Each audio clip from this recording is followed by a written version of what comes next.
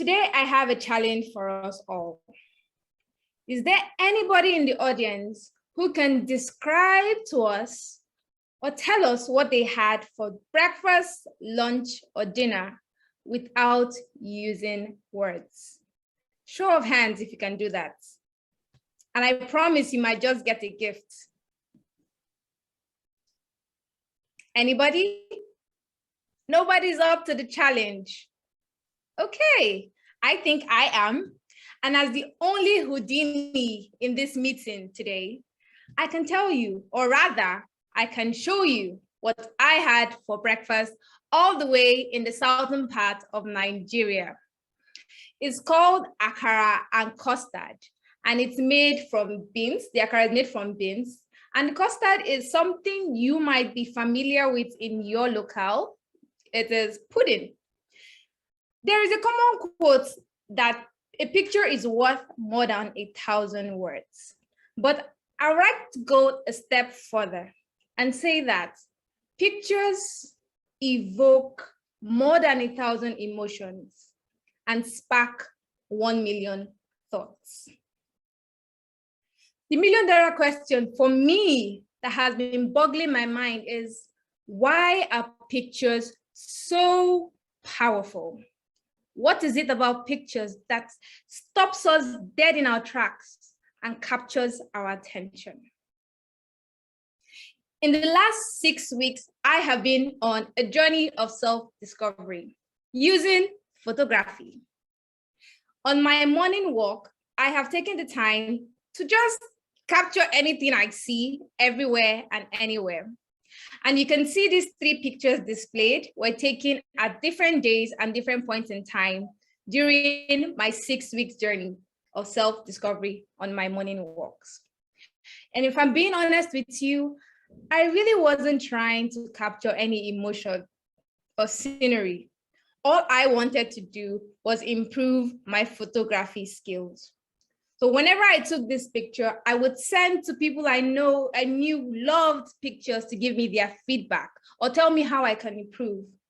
And that sparked up a whole different discussion where my mentors decided to share their pictures with me at different points in time.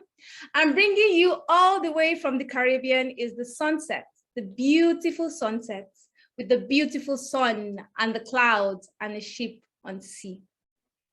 And somewhere in Nigeria, a group of adventurous kids climbing the mountains.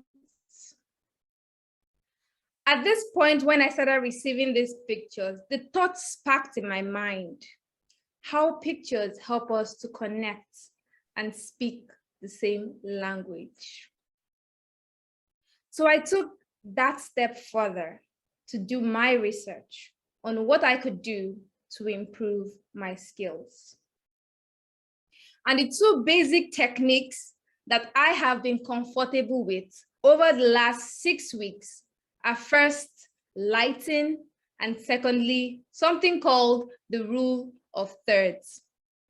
In photography, it is believed that lighting is your best friend. And the best time to take a picture is when the light is beautiful, it's natural, or even man-made, and soft on whatever you are focusing on. The second technique is called the rule of thirds, where we divide our camera into 9 equal parts, and our object of focus is towards the 1/3 left or 1/3 right of our camera. But after understanding these techniques, and studying and glossing through so many websites on the internet, I felt a disconnect. The initial purpose of going into photography was for self-discovery. And here I was, focused on trying to get the perfect picture or turning randomness into magic. And then I discovered something called mindfulness in photography. It was an article by the Photography Psychology. There it described that in photography, mindfulness is like observing something for the first time, even though you might have seen it 1,000 times before. And it involves letting go of your expectations, training, rushing, and even trying to get the perfect picture. There are two major benefits to mindfulness in photography. The first of which is discovering yourself by being present.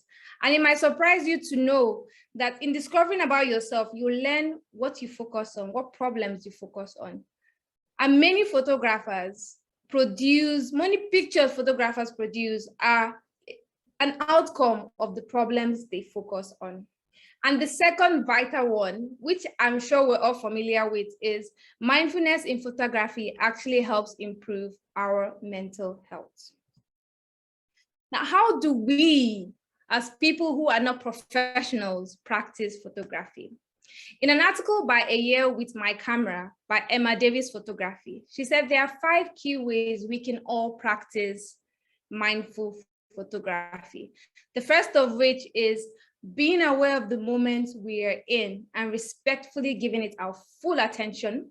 The second is using our phones rather than a professional camera. The third is shooting what you love or who you love. The third is seeing and not just looking. And lastly, spending a day or an entire month without judging, complaining about anything or anyone. Now, this is a picture of my best friend that I took using both the technique and with the intention to share a story. Knowing it was her last day to be with me, I wanted to capture and revisit the moment. And whenever I go back and I see this picture, I don't just see her in the dark light or in the night. All I remember is how we shared the moment together and she said her goodbyes. So back to the million-dollar question of what makes photographs so powerful. There are 3 key things. The first of which is photography is the story that sometimes we fail to put into words. It is a universal language that transcends boundaries of race, nationality, and politics. And lastly, it helps us to freeze time, going back to moments we once cherished. I'd like to conclude my presentation with this picture of the very happy Waffle, a 6-year-old orphan that received his first pair of shoes. And to conclude with a quote that fully encapsulates his joy. Photography is a way of feeling, of touching, of loving. What you have caught on film is captured forever. It remembers little things long after you have forgotten everything. Thank you.